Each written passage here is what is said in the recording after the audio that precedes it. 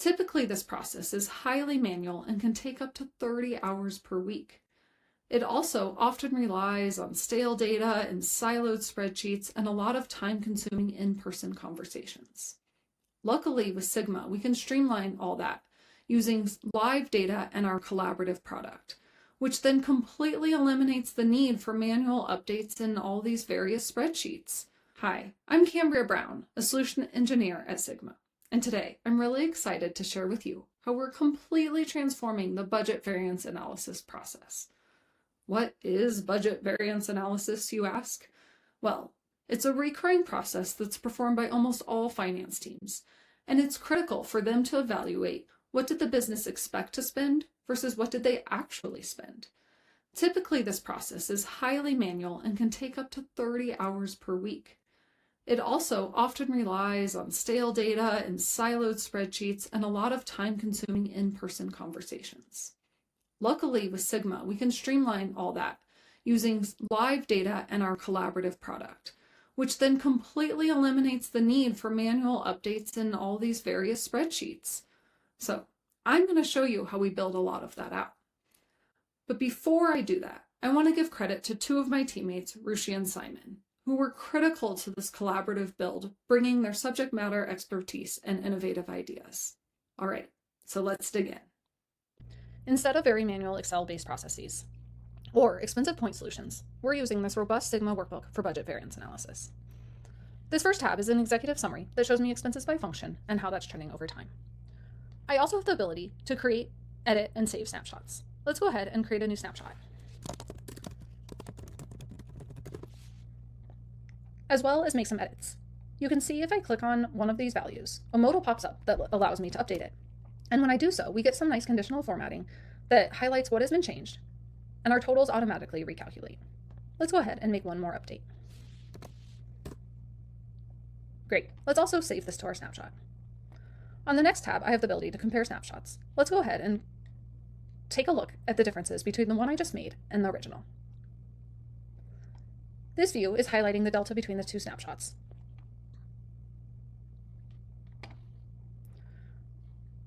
I also have the ability to see how my selected snapshots compare to our actuals.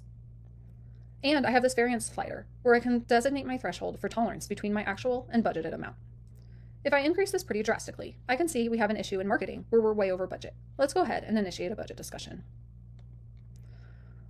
On this last tab, we have the ability to test proposals against actuals and create proposals for review by the finance team.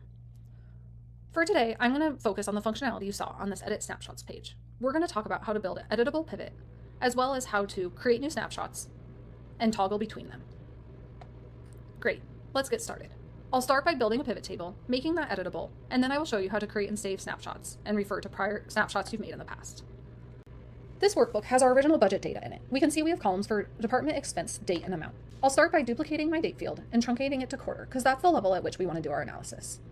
Also, these rows represent my main snapshot, so let's go ahead and create a calculation to designate them as such. Now, let's build a pivot table off of this data. I'll put department and expense on rows, quarter on columns, and amount on values. This pivot table is going to be the basis for our interaction, so let me go ahead and drag it to the top. If we take a look at our finished workbook, we can see that when we click on one of these values, this modal pops up with the context around that value and an area to update it. Let's go ahead and create some controls to capture that context. I'm going to add a text input control to this workbook. We'll create one for department, as well as all the additional fields that are represented on this pivot table.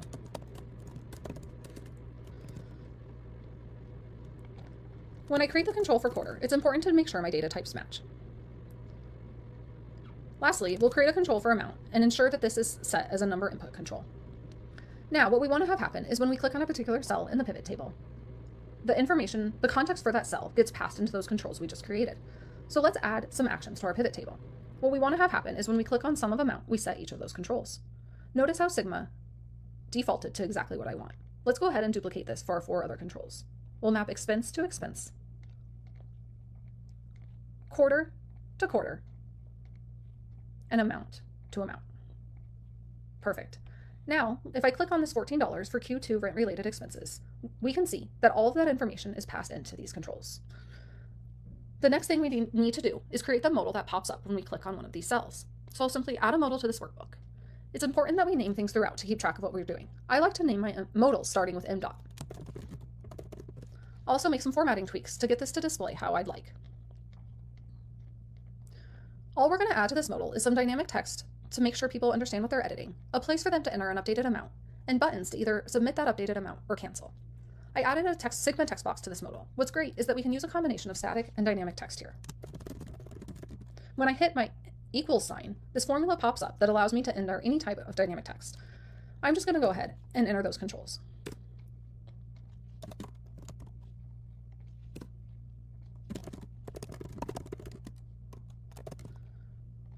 Notice we also have options to format this dynamic text in a nice user-friendly way. The last thing I'll add to my dynamics text is the current amount.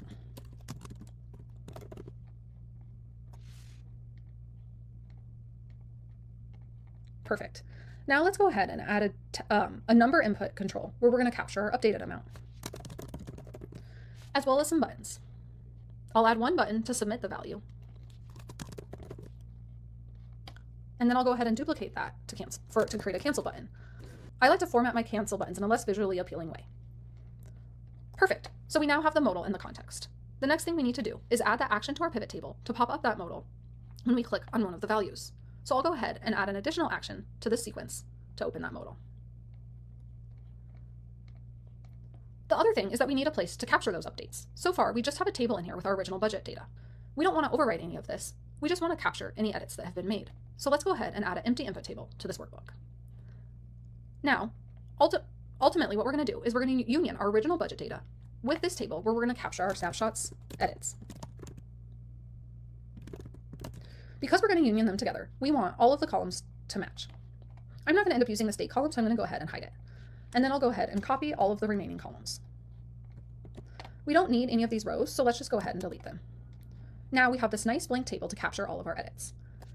We also want to keep track of the full audit trail for any changes that I've made. So I'm going to go ahead and add columns for last updated at and last updated by. Again, because I'm going to union this with my original budget data down below, I want to ensure that I have the same columns in both tables. Let's go ahead and duplicate our version column as a proxy for last updated by. And then I'll create a calculation using grand total, min, of date,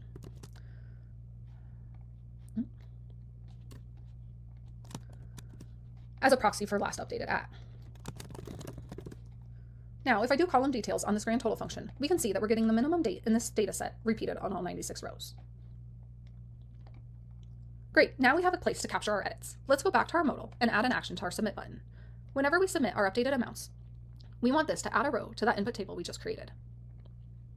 Notice Sigma defaults to the exact mapping that I want. It has mapped each column to the relevant control.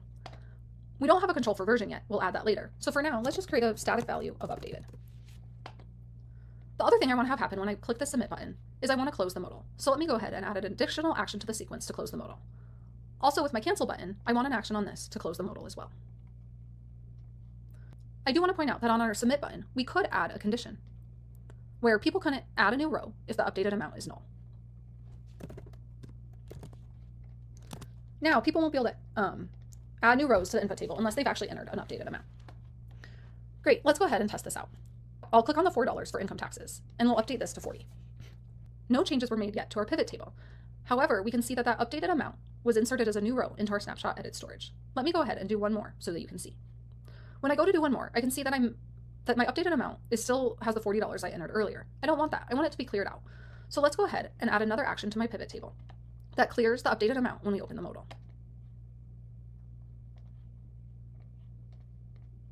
Great, let's try again. I'll click on the $12 for commission, and now my updated amount is a clean slate. That's perfect. Let's change this to 120.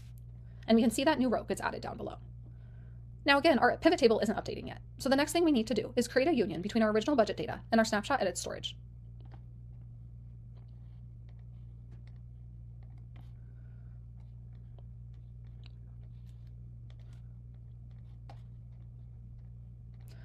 Because we did such a good job of maintaining consistent columns between two tables, we don't need to do anything else.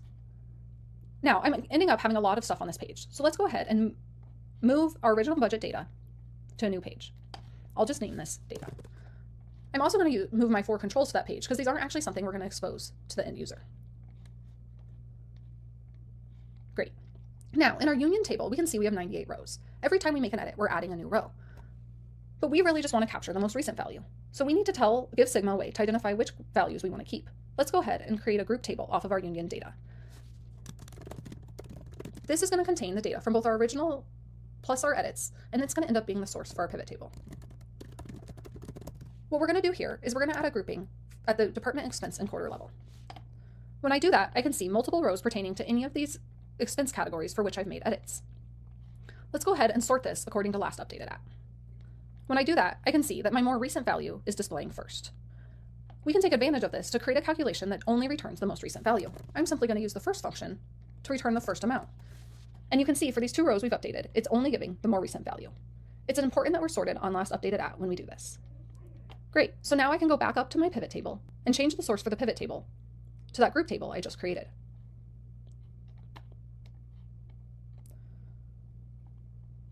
When I do that, if I look at my commission expenses for Q1, I'm seeing $132. That's not quite right. You can see down below that I had updated that from $12 to $120. It's adding the 2 together. And again, I just want it to display the most recent value. So I'm going to click on my sum of amount field and change this logic a little bit. We're going to leverage a sum if function that only sums our amount if that amount equals the most recent value. When I do that and I look at commission, I can see it's updated to 120, which is exactly what we want. Great. Let's make another change. I'll update this $3 to $300. We now have an editable pivot table. That's awesome, but it would also be nice to have the visual cue to show us which values have been updated. Let's go back down to our source for our pivot table and add another calculation. We're going to use first again to return our first of our version and test to see if that does not equal main, because anytime we make an update, that more recent value will not equal main. So we'll just go ahead and have this return true or false. And now this is going to return true for any row, any expense categories for which we've updated the values. And what's great is we can now use this to add some nice conditional formatting on our sum of amount field. I'll also go ahead and update this to a better color. Perfect. So you did it. We created an editable pivot table. The other thing that we want to talk about today is the ability to create a new snapshot as well as open snapshots that have already been created. So let's do that next.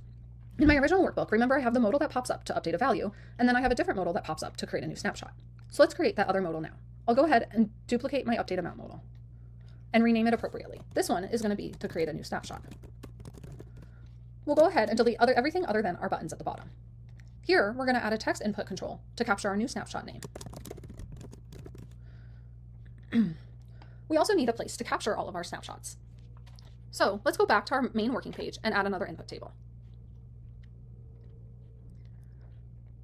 We're going to use this input table to capture our snapshot versions.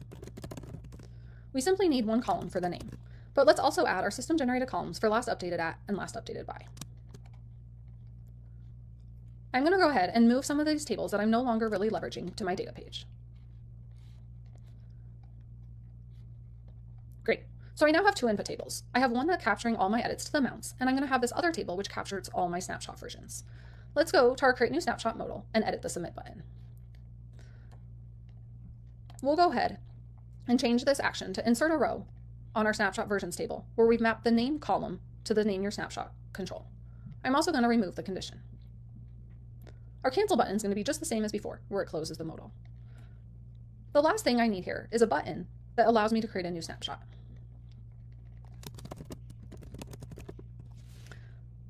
Let's go ahead and add an action to that button that opens the modal. Beautiful. When I hit submit now, I can see in my snapshot versions table that snapshot name gets captured, as well as the user who created it and the time. Remember when we created our snapshot edit storage table and we put in this placeholder for version? Now that we're capturing our snapshot names and with this control we just created, let's go ahead and go to the modal where we're updating the amount and update the submit button action. On our insert a row action, we're simply going to map that version to that control we just made. Great. And again, I like to test throughout. So let's follow the whole process. I'll open the button to create a new snapshot. And already I'm noticing I forgot something. Whenever I create a new snapshot, I want this field to be empty. So let's go ahead and add another action to this button to clear that control.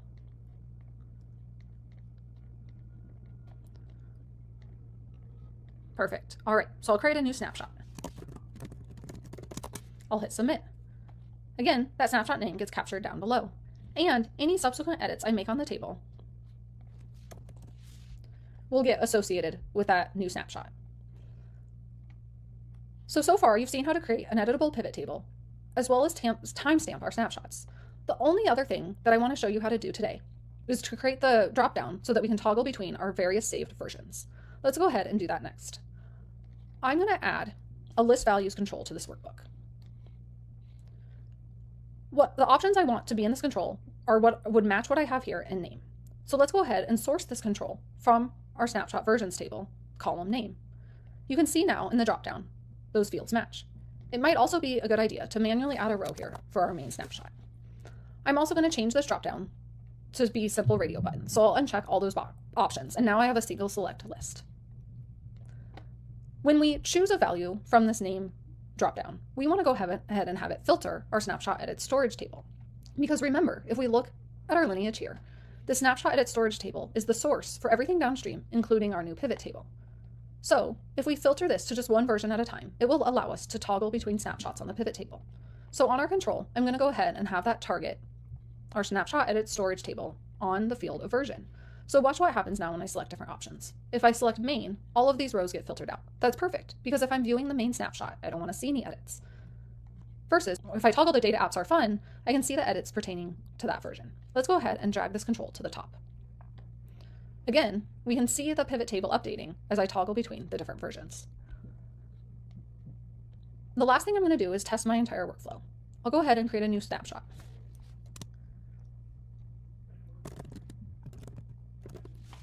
But when I do that, I also want to clear this view back to the main.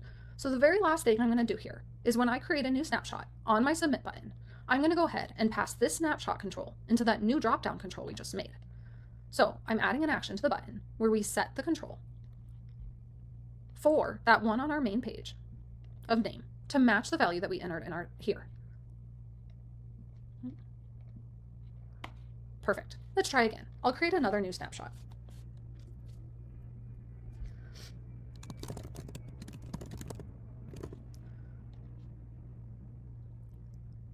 Now, anytime I create a new snapshot, we are resetting the view, and any edits I make are going to be associated with that snapshot I just created. So salaries is 4,000 in Cambria's second snapshot, versus if I go to data apps are fun, I can see the edits I've made on that version. So that's it. I hope this was helpful for you to learn how to create editable pivot tables, as well as store various saved versions of the data. While I don't have time to talk you through all of the rest of the functionality in the workbook, this really is the basis for everything else you saw here. Because we have the full audit trail, using this functionality will also allow us to compare various snapshots, as well as compare each budget version to the actuals. Thanks for listening, and I can't wait to see what you create.